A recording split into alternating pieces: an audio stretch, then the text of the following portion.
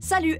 Cette semaine encore, la presse écrite romande a perdu un titre. Le journal La Joie a annoncé sa mort prochaine. Mais du côté des vivants, les quotidiens qui existent encore essaient de s'en sortir en explorant des pistes digitales, parfois très expérimentales. Dans les locaux de cette boîte de production située à Genève, Laure se prépare avant d'entrer dans la cabine d'enregistrement. Un enregistrement un peu particulier. J'ai des mots qui sont compliqués. Son texte, c'est un article du Matin Dimanche qui a été publié le week-end précédent. Genève est pétrie de pudibonderie calviniste. Je la refais. Genève est pétrie. Le son est dans la boîte. Il sera diffusé aux lecteurs-auditeurs du Matin dans un nouveau concept lancé mi-septembre, le Matin Audio. Ce concept est testé pendant 8 semaines en Suisse romande, mais aussi en Suisse alémanique avec la Sonntagszeitung, dont le groupe Tamedia est également propriétaire. Il s'agit de voir si le public y trouve un intérêt à l'heure où le podcast revient à la mode. C'est pour offrir un nouveau service, évidemment, aux lecteurs, aux lectrices du Matin Dimanche, mais aussi pour toucher de nouveaux lecteurs qui ne sont pas en lien direct avec le Matin Dimanche, puisqu'on utilise des plateformes podcast comme iTunes, comme Deezer, comme Spotify, pour proposer, pour l'instant gratuitement, dans le cadre de ce test, ces articles audio. S'adapter aux nouveaux usages du public, aller chercher de nouveaux lecteurs sur des supports numériques, c'est aussi l'objectif avec le Matin du Soir, lancé au mois d'octobre 2016. Une application mobile et payante qui fait partie des pistes explorées par Tamedia pour trouver un nouveau modèle économique. Alors qu'un journal auparavant était financé essentiellement par la publicité et une petite partie des abonnés et de la vente au numéro, ce modèle d'affaires n'existe plus. Il faut trouver aujourd'hui de nouvelles sources de revenus, un nouveau modèle d'affaires pour la presse. C'est une période de transition qui est certes difficile, avec des recettes publicitaires en baisse chaque année, mais il faut prendre les devants, il faut innover, il faut tester, il faut trouver de nouvelles solutions. Et ce qu'on a mis en place chez Tamedia, c'est un investissement important dans le marché utilisateur. En 2 semaines, 10 000 articles audio du Matin Dimanche et de la Sonntagszeitung ont été téléchargés. Un résultat plutôt encourageant, mais reste encore à trouver la manière de transformer ces chiffres en argent. Du côté du Matin du Soir, Tamedia n'a pas souhaité communiquer de chiffres avant la fin de la période test d'une année. Bref, le basculement du papier au digital est encore dans sa phase d'expérimentation, alors que les usages des lecteurs changent vite et que la situation économique de la presse traditionnelle est critique. Ce que je vois, en fait, il y a une des grandes difficultés pour les entreprises en Suisse aujourd'hui, j'ai l'impression, c'est qu'elles doivent continuer à faire du traditionnel et elles doivent faire du digital. Et elles ne peuvent pas à un moment dire « je laisse tomber le traditionnel et je mets tout sur le digital ». Elles doivent tout faire en même temps. Qui dit tout faire en même temps dit pas avoir des ressources, pas avoir assez de ressources pour le faire. Dans cette phase de transition chaotique, certains titres de la presse meurent, d'autres naissent, et le futur appartient probablement à ceux qui sauront trouver la formule magique du numérique, celle qui transforme les clics en argent. Toute la semaine, pendant que vous dansiez tout nu dans les champs de Marguerite, on a scruté Internet. Voici le pire et le meilleur du web pour vous. J'étais en train de chercher un cadeau pour les 30 ans de boîte de Dédé quand je suis tombé sur junglejuice.fr, un super site qui vend, par exemple, du poppers. J'avais un doute, mais j'ai lu les arguments, et ils étaient plutôt convaincants. Surtout celui qui dit « un jeune sur 10 en consomme ». Je me suis dit que Dédé n'était pas jeune, mais que ça pourrait quand même lui faire plaisir. À ce moment-là, je me suis rappelé de ce tweet et ça m'a fait tilt. J'ai pensé que c'était pas une bonne idée d'offrir du poppers à Dédé, puisqu'il avait déjà l'air plus vieux qu'Iggy Pop, mais avec d'1 temps de moins. Et là, je suis retombé sur le post sur Ignacio Cassis qui voulait légaliser la coke. Et je me suis dit que finalement, c'était pas forcément nécessaire de prendre de la drogue pour voir des trucs de ouf. Il suffit par exemple d'avoir un lévrier afghan et de le faire plonger dans sa piscine au ralenti. Ou d'aller à un concours de miaulement de chat dans la Côte d'Or.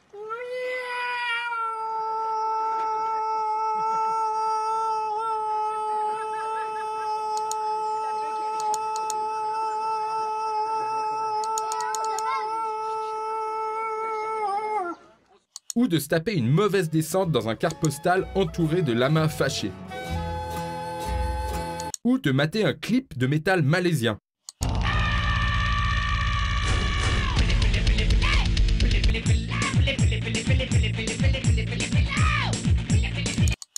Ou de bad tripper en alus collective Ah non, en fait là, c'est bien réel.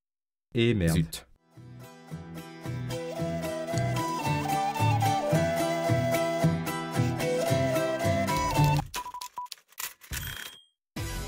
Si en 98 vous aviez un poster de Zidane dans votre chambre, demain ce sera peut-être celui d'un pro des jeux vidéo. Les e-sportifs voudraient même avoir accès aux Jeux Olympiques dans quelques années.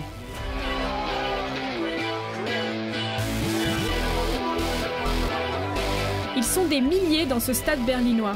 Et ils sont venus supporter ces finalistes de League of Legends, un jeu de bataille en ligne. L'e-sport aujourd'hui, c'est ça. Des joueurs professionnels, toujours plus de spectateurs et de fans, et des gains pour les vainqueurs qui prennent l'ascenseur. Comme ce Français, Corentin Chevret, alias Rocky, qui a remporté en mai dernier le plus gros cash prize jamais distribué pour un tournoi de FIFA, 160 000 $. Rocky is your FIFA 17 Ultimate Team Championship. Le sport électronique est devenu incontournable, même pour les futurs Jeux Olympiques de Paris. Regardons ça, rencontrons-les, essayons de voir si on peut créer des ponts ou non. En Chine, par contre, c'est certain, l'e-sport figurera parmi les disciplines des prochains Jeux asiatiques en 2022. Bref, tout le monde en parle. Nous sommes à Genève. La deuxième édition de la Geneva Gaming Convention s'est tenue à la fin du mois de septembre. Parmi les tout premiers visiteurs, des invités venus découvrir un monde qu'ils ne connaissent pas encore, mais qu'ils pourraient soutenir. C'est un monde qui touche les jeunes et c'est de nouvelles technologies qu'on doit également intégrer dans tout ce qui est sponsoring. Et puis c'est pour ça qu'on est venu un petit peu pour voir comment est-ce qu'on pourrait, s'il y a lieu de soutenir ce genre de manifestations dans les années à venir, effectivement. À l'étage du haut, il y a les stands et les cosplays, et en bas, une autre ambiance, plus sérieuse, plus transpirante, la LAN, la compétition de jeux électroniques. 350 joueurs vont s'affronter sur 5 jeux différents. Overwatch, League of Legends, Hearthstone, Counter-Strike et Rocket League. Au total, il y a 34 000 francs à gagner, c'est le plus gros cash prize de Suisse. Oui, là c'est le stress parce qu'on est contre une des meilleures équipes, voire peut-être même la meilleure équipe du tournoi. Ces joueurs sont membres d'Helvet, une des plus grandes structures romandes. Elle est bénévole, mais a beaucoup grandi ces derniers mois parce qu'elle s'est ouverte à la formation et au suivi des jeunes joueurs. Ils sont 80 membres. On peut dire qu'elle a triplé au niveau de l'effectif en moins d'une année. C'est vraiment bien. Je régule, on va dire, les entraînements, je m'occupe s'il y a des tensions entre les joueurs, un peu faire le papa en fait, c'est un peu ça. C'est encore le début en Suisse, mais ça bouge vite. Les clubs de foot de Lausanne et Genève ont formé leur équipe d'e-sport cette année. À Genève, on discute pour encadrer les joueurs encore en études, mais le seul pro pour l'instant en Suisse romande, c'est lui, Alain Hubert. La situation en Suisse, c'est qu'il y a très peu de marques qui s'y intéressent encore, qu'on a à peu près 4 ans, je crois, de retard sur la France par exemple. Ce Fribourgeois a récemment gagné 15 000 € sur un nouveau jeu dans une compétition en Allemagne. Ça l'a convaincu de se lancer dans le métier. Ça de la gamme mort. J'ai une proposition de contrat, mais de la part d'une structure française et qui est indexée sur le coût de la vie français. Donc c'est un peu un pari à l'heure actuelle. Il s'est donné 1 an pour percer. Et qui dit tournoi, dit spectateur et commentateur. Dans ce domaine, le gros de l'audience se trouve en ligne. Décoller peut-être un Kindred qui prolonge, le centre est un petit peu trop long et un Cole qui contrôle. Ouais, un Cole pour la contre-attaque, il en a battu un, Skyline pour la prolongation, c'est pas mal, c'est juste à côté du câble. Le spécialiste, c'est Alexandre Nessy. Il a créé il y a 7 ans O-Gaming, un site spécialisé dans la diffusion de compétitions de jeux vidéo. Ça prend à peu près donc 30% d'augmentation chaque année, le nombre de fans de sport électronique. Et c'est entre 250 et 300 millions, ça dépend de... Voilà, les statistiques sont difficiles à avoir, notamment vis-à-vis de la Chine, etc., qui représente énormément de fans. Mais en fait, toute cette population-là est prête à regarder des gens jouer aux jeux vidéo parce qu'ils jouent au même jeu, mais ils jouent juste mieux qu'eux. Et c'est donc ce qui fait l'intérêt du sport électronique en termes de diffusion. C'est pour ça qu'il y a des millions de gens qui se pointent sur les streams. Depuis peu, les chaînes de télévision se mettent à la diffusion de e-sport. Canal+, ESPN, Sport 1. Pour Stéphane Hutin, président de la Fédération de France e-sport, la raison est toute logique. Donc la cible, tout simplement. Nous, on a les 15-25, les 12-25 même. Les médias les ont plus. Voilà, donc si on veut séduire la cible, il faut trouver ses centres d'intérêt. Premier centre d'intérêt, l'e-sport.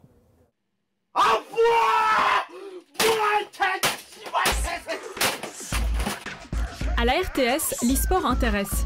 Pour tester, le service des sports a diffusé un match du jeu FIFA sur Internet uniquement. On voit que ce jeu de simulation sportive a fait à peu près la même audience sur Internet qu'un match de basket ou de volleyball ou qu'un, entre guillemets, petit match de Coupe de Suisse de football. Donc c'est une grosse audience quand même pour nous. Aujourd'hui, c'est du donnant-donnant, du gagnant-gagnant, c'est-à-dire que nous cherchons à rajeunir notre audience. Le e-sport cherche à gagner en crédibilité. Nous lui offrons de la crédibilité. Il nous offre ces jeunes téléspectateurs ou spectateurs. Donc on prend un jour, ils voudront nous faire payer, ce qui sera logique. Je ne suis pas sûr qu'on payera.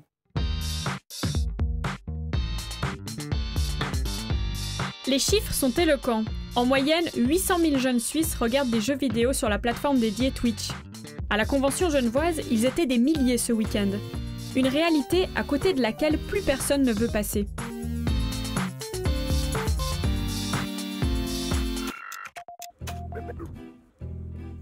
Le café-bar comme on l'a connu, bientôt terminé? C'est ce que pensent en tout cas les patrons d'Anticafé. Le concept, fini de payer sa consommation, on paye à l'heure. Les badges, vous me les rendez à la fin. Ça me permet d'avoir votre heure d'arrivée et votre heure de départ. Et donc comme ça, je connais le temps passé sur place. Okay. Le prix, c'est de 5 € par heure.